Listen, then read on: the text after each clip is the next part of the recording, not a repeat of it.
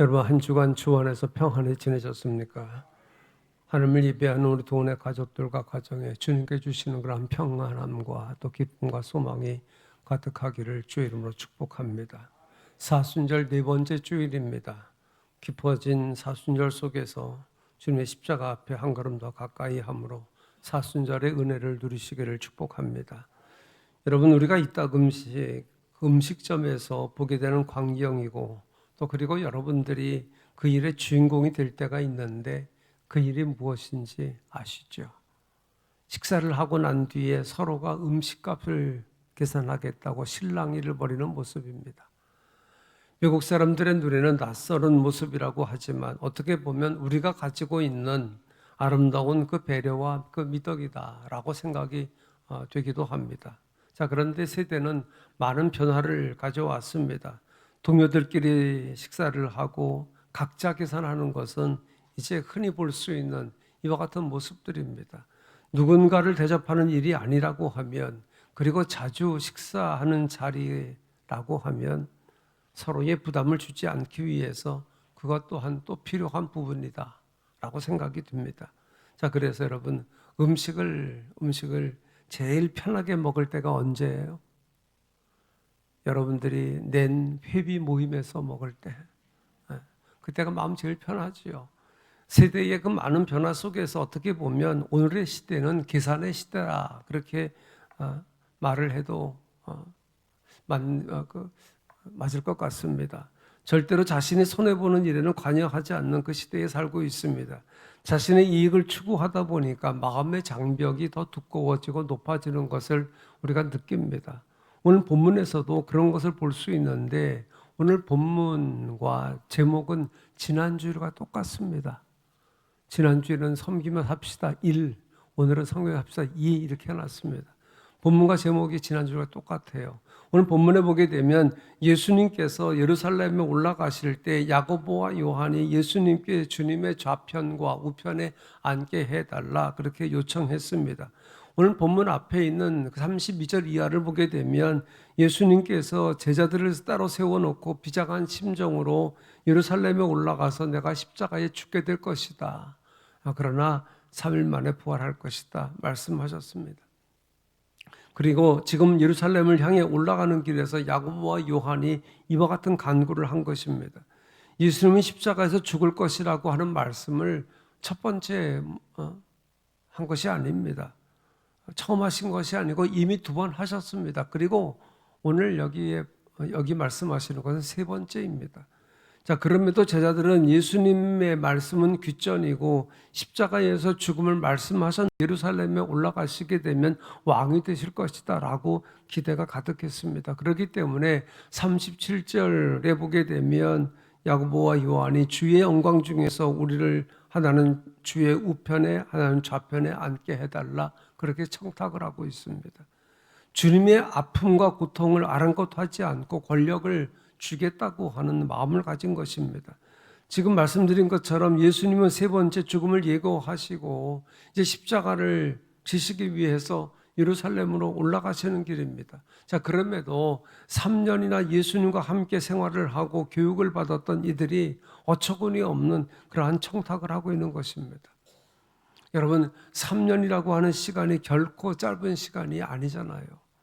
3년 동안 주님을 따라다니며 교육을 받고 많은 이적을 목격을 하고 체험을 했음에도 불구하고 이들은 크게 달라진 그러한 모습을 보여주지 못하고 있습니다. 여기서 우리가 중요한 사실 하나를 깨닫게 되는데 여러분 신앙의 그 연륜과 신앙의 성장은 정비례하지 않는다는 것입니다. 우리는 생각하기를 신앙의 연륜이 오래되면 자연적으로 신앙도 성장할 것이라고 생각을 하지만 오늘 본문에서 보여주는 것처럼 반드시 그런 것은 아니다. 신앙의 연륜이 오래될수록 신앙이 성장하면 그게 정상적이고 그것보다 귀한 것은 없는데 신앙의 연륜이 오래되면 오래될수록 신앙이 습관적이 되거나 형식적이 되기도 한다고 하는 이야기입니다. 그리고 여기 야고보와 요한이 35절에 보게 되면 예수님께 무엇이든지 우리가 구하는 말을 우리에게 하여 주시기를 원하옵나이다 라고 말합니다. 여러분 이러한 간구를 기도로 오해해서는 안 됩니다. 주님께 간구한다고 해서 다 기도가 되는 것이 아니다 라는 사실이에요. 우리가 이 사실을 잘 알아야 되는데, 내가 원하는 것만을 간구하면 그것은 나의 갈망에 지나지 않습니다. 주님께서 원하시는 것을 간구해야 진정한 의미의 기도가 되는 것입니다. 우리가 소망하는 것을 구하지 말라고 하는 말이 아닙니다. 그런 말이 아니라 간구를 통해서 하나님을 기쁘시게 할 것을 마음에 두고 기도해야 된다고 하는 이야기예요. 그렇기 때문에 주님께서 뭐라고 말씀합니까? 너희는 먼저 그의 나라와 그의 의를 구하라. 그리하면 이 모든 것을 너희에게 더하시리라. 그렇게 말씀하고 있어요. 지금 야고보와 요한은 주님의 뜻과는 상관없이 자신의 욕망, 자신의 갈망을 구하고 있는 것입니다. 자, 그러니 십자가를 지시기 위해서 예루살렘을 향하는 주님의 마음이 얼마나 무겁고 아프겠습니까? 보통 사람 같으면 이와 같은 말이 귀에 들려오겠습니까? 자, 그런데 예수님은 이들에게 말씀하십니다. 너희가 구하는 것을 너희가 알지 못한다. 내가 마시는 잔을 마실 수 있느냐라고 그렇게 묻습니다. 그럴 때에 이들은 주님의 뜻을 알지 못하니까 마실 수 있습니다라고 말합니다. 여러분, 이 잔이 죽음의 잔인데 이 잔의 의미를 모르기 때문에 자신 있게 마실 수 있다고 그렇게 말한 것입니다. 여러분, 오늘 본문과 같은 내용이 마태복음 20장에도 기록되어 있습니다. 마태복음에서는 야고보와 요한이 예수님께 오늘 본문처럼 직접 요구한 것이 아니라 그의 어머니가 이것을 요구하는 것으로 되어 있어요. 지금은 그렇지 않겠지만 예전에는 학교에 무슨 바람이 있었습니까? 엄마들의 치맛바람. 학교에 엄마들이 치맛바람이 있었던 것처럼 야고보와 요한의 어머니가 그 원조가 아닌가 하는 생각이 들기도 합니다. 여하튼 높은 자리에 앉게 해달라는 이 청하는데, 이 자리에 함께 있던 다른 제자들은 어떠했습니까? 다른 제자들도 야고보와 요한처럼 3년을 함께 생활했는데 이런 욕심을 부리는 야고보와 요한을 보면서 그래, 이 야고보와 요한은 그럴만하지, 그와 같은 마음을 가졌습니까? 아닙니다, 여러분. 41절에 보게 되면 10제자가 듣고 야고보와 요한에 대해서 화를 냈다고 했어요. 10명의 제자가 좌우편의 영광을 구하는 그 야고보와 요한의 말을 듣고 분개하는 그러한 장면입니다. 제자들 간에 심각한 갈등과 분열이 나타나고 있습니다. 10명의 제자들이 분하게 여긴 이유는 야고보와 요한이 예수님의 그 고난을 이해하지 못하고 무례한 요구를 했기 때문이 아니라 자신들도 야고보와 요한처럼 똑같은 그 마음으로 권력에 대한 야심을 가지고 있었기 때문입니다. 예수님께 표현을 하고 안 하고의 차이일 뿐 마음은 똑같았습니다. 여러분, 누가 누구에게 분노할 수 있겠습니까? 여기 12명의 그 제자들은 예수님께서 예루살렘에 입성하게 되면 곧바로 유대의 왕이 되실 것이라고 믿었어요. 그렇기 때문에 이들의 마음이 얼마나 급했겠습니까? 여러분, 오늘날의 그 정치판에서 자리 다툼하는 것을 보세요. 예나 지금이나 조금도 다를 바 없습니다. 예수님께서는 제자들의 이러한 어리석은 생각을 고치시기 위해서 누구든지 크고자 하는 자는 너희를 섬기는 자가 되어야 되고 으뜸이 되고자 하는 자는 모든 사람의 종이 되어야 하리라, 그렇게 말씀을 하십니다. 여러분, 세상에는 으뜸이 되기 위해서 치열하게 경쟁을 합니다. 세상 사람들은 남을 돕기 위해서는 더 많이 가져야 된다고 생각을 합니다. 자신이 남보다 높은 위치에 있어야 남을 도울 수 있다고 생각을 합니다. 자, 그러나 예수님께서는 남을 돕기 위해서는 자신은 낮은 자리에 앉아야 하고 남을 섬겨야 한다고 말씀하고 있어요. 예수님은 하나님이시고 창조주이시기 때문에 영광을 받으셔야 마땅한데 당신의 목숨을 희생하면서까지 모든 사람을 섬기셨습니다. 이 섬김 때문에 하나님께서는 예수님을 만유의 가장 위대한 분으로 세워주셨어요.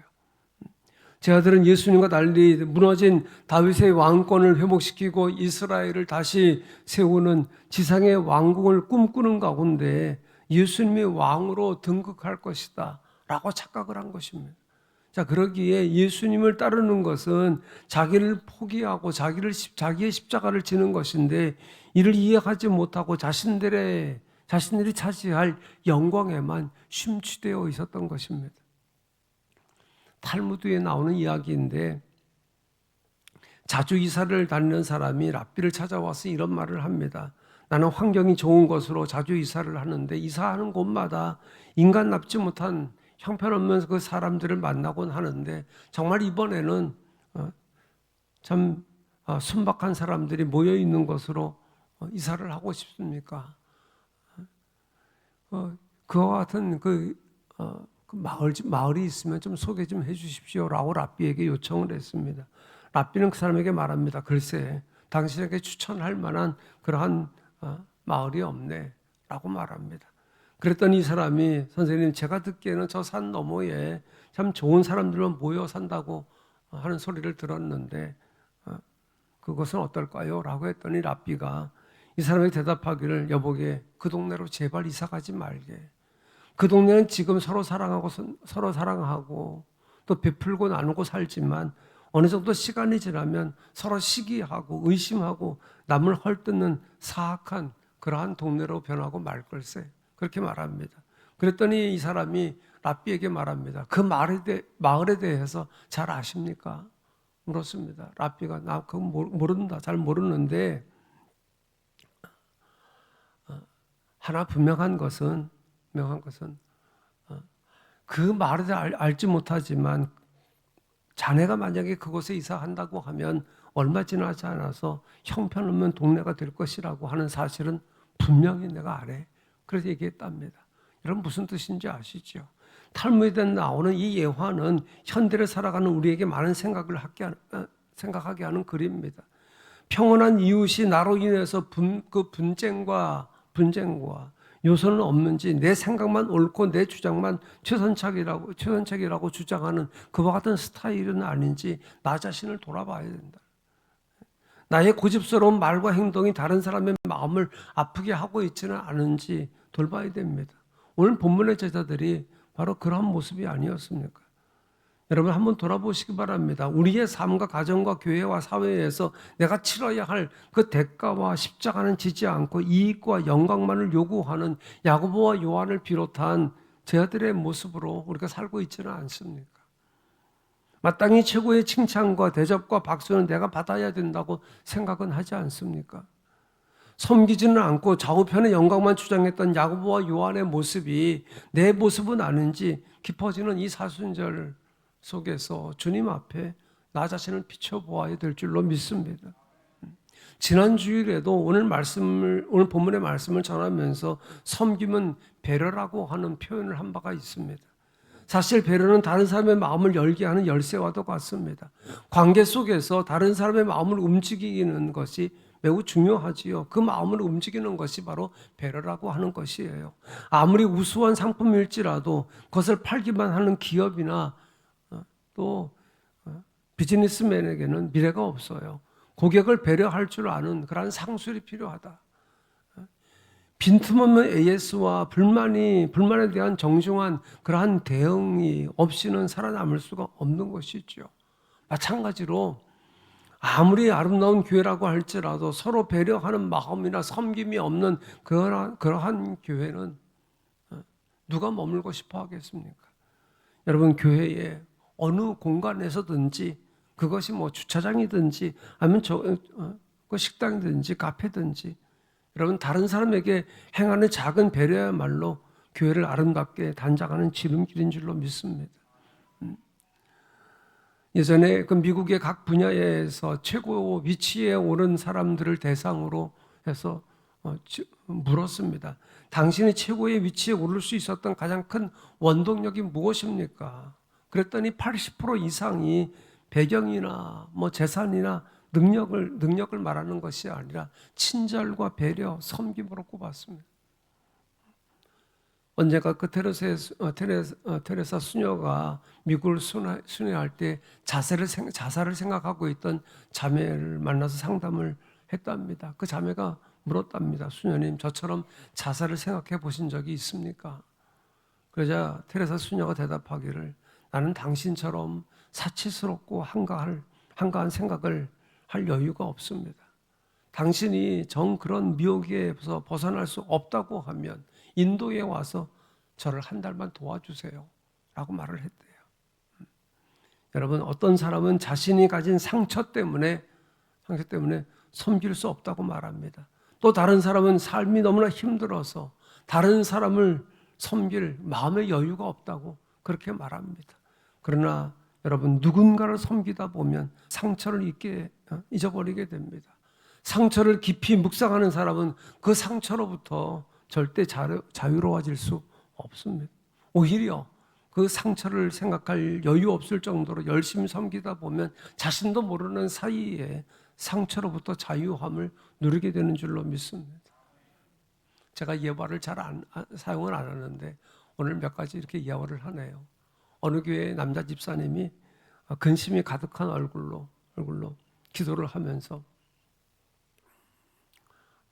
그 마음을 괴로워하는 것이 이렇게 눈에 보여서 가깝게 지내던 동료 집사님이 물었답니다. 집사님이 혹시 무슨 좋지 않은 일이 있어? 라고 물었답니다. 그러자 이 집사님이 한숨을 푹 내쉬면서 힘없이 대답을 했답니다.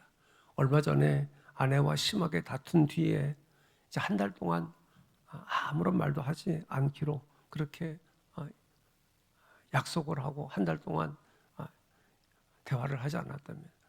자, 근데 그 평화롭고 행복한 날들이 이제 오늘로 끝나게 되네.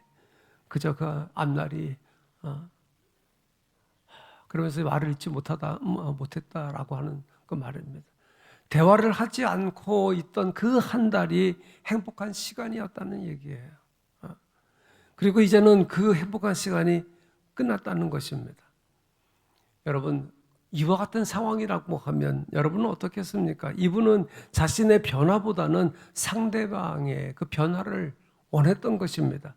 그런데 여러분, 배우자 개조 작전에 성공한 사람은 별로 없을 거예요. 배우자만이겠습니까, 여러분? 어떤 상대도 마찬가지입니다. 특히나 여러분, 배우자는 섬겨야 할 존재이지 바꿔야 할 존재가 아니다. 쉽지 않지만 누구나 섬기다 보면 상대방이 변하는 경험을 하게 됩니다.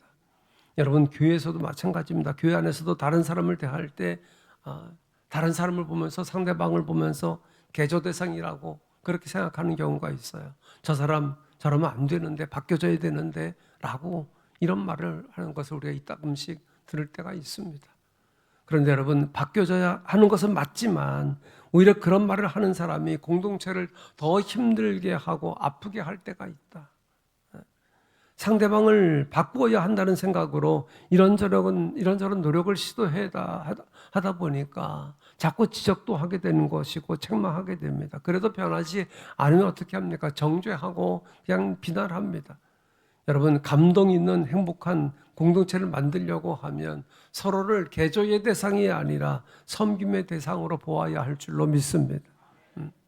오늘 우리들의 모습이나 나 자신의 모습은 어떻습니까? 섬김의 대상으로 보고 있습니까? 아니면 개조의 그 대상으로 보이는 사람이 더 많습니까? 아직도 성숙으로 변화되어야 할 여러 가지 분노가 우리 마음속에 가득 차 있는지도 모릅니다.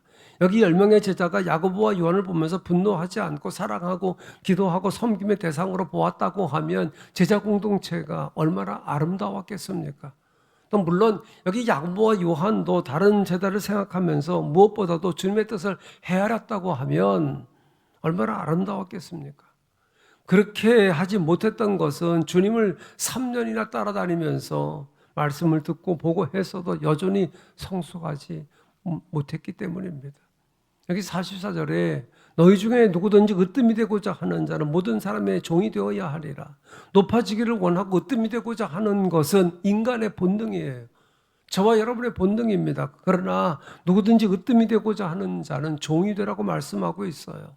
여러분, 심는 대로 거두는 것이잖아요. 충성과 섬김이 없이는 결코 상석에 앉을 수도 없고 으뜸이 될 수도 없습니다. 다시 한번 45절을 주목하시기 바랍니다. 인자가 온 것은 섬김을 받으려 함이 아니라 도리어 섬기려 하고 자기 목숨을 많은 사람의 대속물로 주려 함이라. 예수님은 이 땅에 성육신 하시고 십자가를 지신 것은 섬김을 받으려 함이 아니고 섬기기 위해서라고 밝힘으로써 따르는 사람들에게 섬겨야 하는 당위성을 제시하셨어요. 여기 섬기는 자에 해당되는 그 헬라어 디아코노스라고 하는 말은 분주하게 먼지를 일으키는 자다는 뜻을 가지고 있어서 결국에 최선과 최고의 봉사를 아낌없이 쏟아붓는 심부름꾼이라고 하는 강한 인상을 주는 그러한 단어입니다. 사랑하는 동가족 여러분, 주님께서는 우리를 죄에서 해방시키기 위해서 당신의 생명을 내놓으셨습니다.